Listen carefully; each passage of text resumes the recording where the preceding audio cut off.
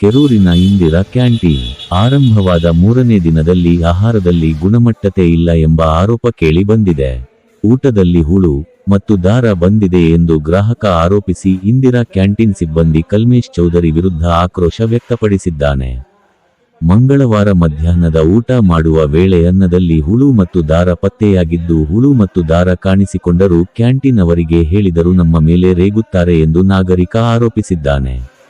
Indira canteen ಆರಂಭದಲ್ಲಿ ಕಳಪೆ ಆರೋಪ ಕೇಳಿ ಬಂದಿದ್ದು, ಇದಕ್ಕೆ ಸಂಬಂಧಿಸಿದ ಅಧಿಕಾರಿಗಳು ಇಂದಿರಾ ಕ್ಯಾಂಟೀನ್ ಸಿಬ್ಬಂದಿಗೆ ತಿಳುವಳಿಕೆ ಹೇಳಿ ಆಹಾರದಲ್ಲಿ ಗುಣಮಟ್ಟತೆ ಕಾಪಾಡಿಕೊಳ್ಳುವಂತೆ ನೋಡಿಕೊಳ್ಳಬೇಕು ಎಂದು ನಾಗರಿಕರು ಆಗ್ರಹಿಸಿದ್ದಾರೆ.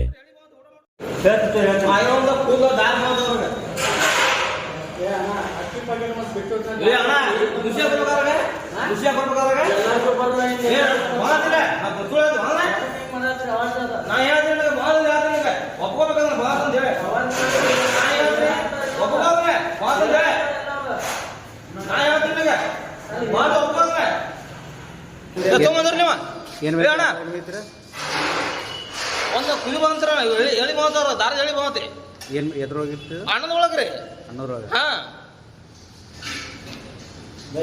ಮತ್ ನಮ್ಗೆ ಬಾಯ್ ಮಾಡ್ತಾರೆ ಇವ್ರ ಮಾಡೋದ ಸೀದಾ ಮಾಡ್ರಿ ಗೌರ್ಮೆಂಟ್ ಕೊಡ್ತದೆ ಮಗ ಕೊಡುದಿಲ್ಲ ಒಂದು ಹೇಳಿ ಬಂತಿ ಒಂದು ನಿಮಿಷ ಮಾಡೋದ್ರಾಗ ನಾವು ಹೇಳಿದ್ರ ನಮ್ಗೆ ಬಾಯ್ ಮಾಡ್ತಾರೆ ನೀವು